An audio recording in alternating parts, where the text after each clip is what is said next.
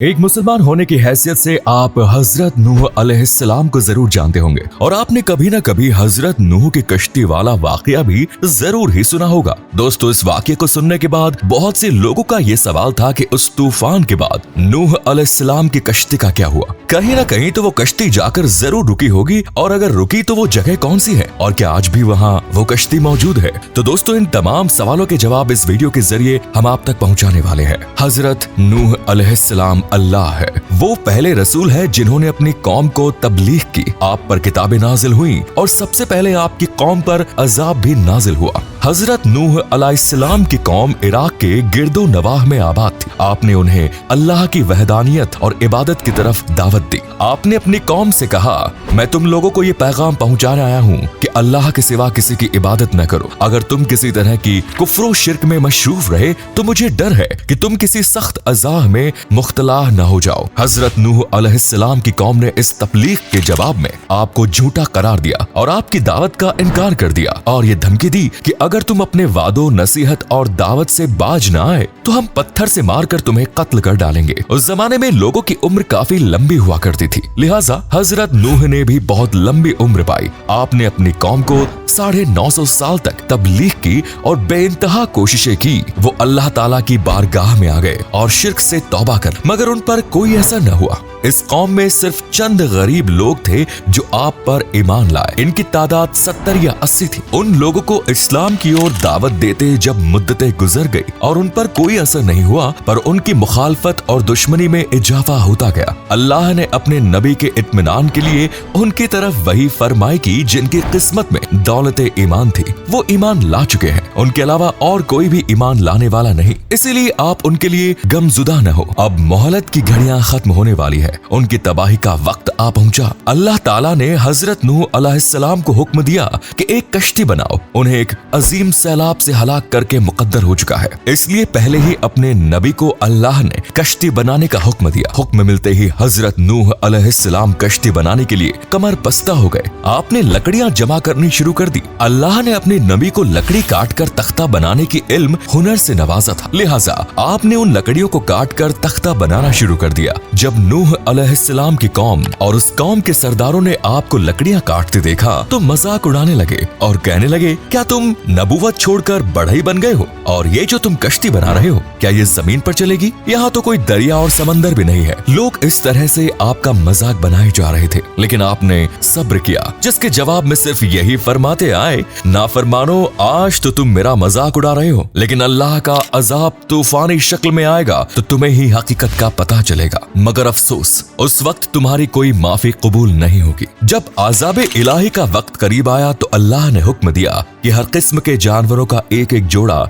इसमें रख लो और जो लोग ईमान लाए हैं उन्हें भी संवार कर लो। हजरत नूह ने खुदा के हुक्म के मुताबिक सबको संवार कर लिया और इबादत इलाही में मशरूफ हो गए। आखिरकार तूफान के आसार जाहिर होने लगे और देखते ही देखते जमीन के हर हिस्से से पानी बाहर आने लगा। आसमान से कयामत, खेज, बारिश हर चीज को बहाकर ले जाने के दर पे थी। कयामत का मंजर था। कश्ती तूफान के पहाड़ जैसी ऊंची लहरों पर तैर रही थी। तूफान नूह में पानी की लहरें इस कदर बुलंद थी कि उन्होंने रूहे जमीन के तमाम पहाड़ों को भी छुपा लिया। जमीन पर कोई भी चीज जिंदा सलामत नहीं थी। सब कुछ नेस्तनो ताबूत हो चुका था। सिर्फ हजरत नूह की पहाड़ नुमा कश्ती थी जो अल्लाह की मदद से पानी की बुलंद उबाल खौफनाक मौजों में तैर फिर रही थी। रिवायतों के मुताबिक इस कश्ती में 80 शख्स थे। ये लोग कश्ती में तकरीबन 150 दिन रहे। दोस्तों, ये एक ऐसा खतरनाक तूफान था कि जिसने पूरी दुनिया को तबाह बर्बाद कर दिया था। दुनिया में कोई भी ऐसी चीज नहीं थी जो उस तूफान का मुकाबला करके सीधी खड़ी रहती है।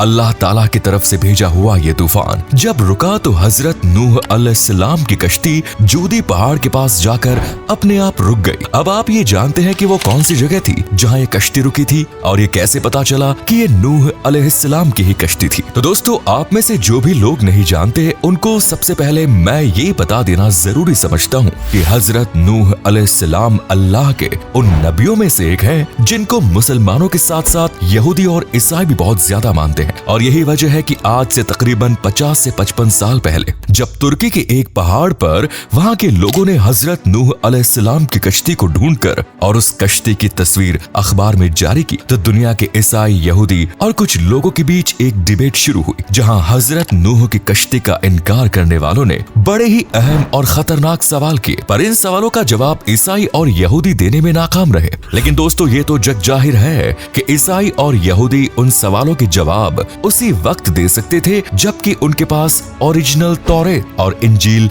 मौजूद होती। पूरी दुनिया जानती है कि उन लोगों ने अपने फायदे के लिए अपने ही मजहबी किताबों में तब्दीली कर दी, लेकिन कुरान एक ऐसी किताब है जो 1400 साल पहले जैसी आई थी आज भी वैसी ही है। और यही वजह है कि हजरत नूह की कश्ती का इनकार करने वाले लोगों का जवाब यहूदी और ईसाइयों के पास भले ही ना हो, लेकिन मुसलमानों के पास जरूर मौजूद है। हजरत नूह की कश्ती का इनकार करने वालों ने सबसे पहले एतराज ये किया कि आखिर आज से 6000 साल पहले बगैर किसी टेक्नोलॉजी और साइंस के एक ऐसी कश्ती बनाना कैसे मुमकिन हो सकता है कि जो महीनों इतने जबरदस्त तूफान में भी बाकी रहे और साथ ही इतना ज्यादा लोड लेकर तैरती रहे। इसका जवाब कुरान में इस तरह दिया गया है। अल्लाह ताला फरमाता है, और हमने हजरत नूह को एक ऐसी कश्ती में सवार किया था जो तख्तों और कीलों से तैयार की गई थी। दोस्तों, हजरत नूह की कश्ती का इनकार करने वाले दूसरा एतराज ये करते हैं कि आखिर आज से 6000 साल पहले ये कैसे मुमकिन है कि इतनी बड़ी कश्ती बनाई जाए जिसमें पूरी दुनिया के जानवरों की एक एक जोड़े सवार हो सके। इस सवाल का जवाब अल्लाह ताला ने सूरह हूद में इस तरह से दिया है, और जब हमारा हुक्म आ पहुंचा तो तनूर उभर पड़ा और हमने कहा कि हर किस्म के जानवर का एक जोड़ा उस कश्ती में सवार कर लो। दोस्तों, तहकीक के वक्त ये भी मालूम चला कि वो कश्ती कोई आम कश्ती नहीं थी, बल्कि ये 3 मंजिल कश्ती थी, और इस कश्ती को इस तरह से बनाया गया था कि इसमें तमाम जानवर अच्छे से सवार थे। ये कश्ती इतनी बड़ी थी, इस बात का अंदाजा आप सिर्फ इस बात से लगा सकते हैं कि इस कश्ती में तकरीबन 522 रेल के डिब्बे सवार किए जा सकते थे, और इसमें कम से कम 25,000 जानवरों की जगह मौजूद है। हजरत नूह की कश्ती का इनकार करने वालों ने तीसरा एतराज ये किया कि इतने खतरनाक तूफान में इतनी बड़ी कश्ती इतने लोगों को लेकर बगैर किसी लंगर की मदद से तैर ही नहीं सकती। लेकिन दोस्तों, हम कुर्बान जाएं अपने उस खुदा पर कि जिसने पहले ही इस सवाल का जवाब कुरान में दे दिया। अल्लाह ताला सूरह हूद में इरशाद फरमाता है, और नूह ने कहा कश्ती में सवार हो जाओ, और शर्माता है और मैंने कहा कश्ती में सवार हो जाओ। अल्लाह के नाम से इस कश्ती का चलना है और अल्लाह के नाम से इसका लंगर अंदाज होना है। दोस्तों, आपको जानकर हैरानी होगी कि जिस पहाड़ पर आज ये कश्ती ठहरी हुई है, उस पहाड़ के नीचे ही वादी में बड़े बड़े चट्टानों पर लंगर दरियाफ्त हुए, और ये लंगर कश्ती नूह के लंगर है। इसके बाद उन लोगों का सबसे बड़ा सवाल ये रहता है कि आखिर एक लड़की की कश्ती 6000 सालों तक किसी पहाड़ की चोटी पर बाकी कैसे रह सकती है।